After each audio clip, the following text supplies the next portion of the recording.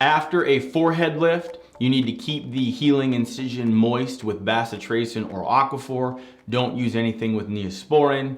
And that is basically all you have to do. You're gonna have some bruising and swelling, that's normal.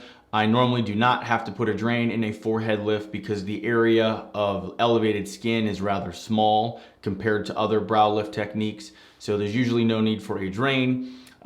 We take the sutures out of the healing incision after 5 days. The underlying deep sutures will dissolve on their own, but the top layer of sutures is removed after 5 days. And then you need to protect that healing incision from the sun by applying sunblock and wearing a hat whenever you are outside and exposed to ultraviolet radiation. You can shower after 24 hours. You can even wash your hair after 24 hours. I prefer that you keep the incision nice and clean with soapy water. Once you're done showering, you can pat it dry and apply bacitracin ointment or Aquaphor. Wait 3 weeks before you go swimming or go underwater. You can exercise after 1 week, assuming everything's healing up and looks good. I have no problem with you exercising after 1 week.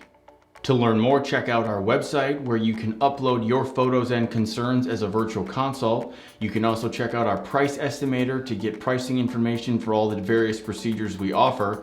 And finally, if you'd like to have your questions answered on a future podcast or Q&A video session like this, please leave a message on our SpeakPipe. You can go to our blog page and our SpeakPipe is located there. Thanks for listening.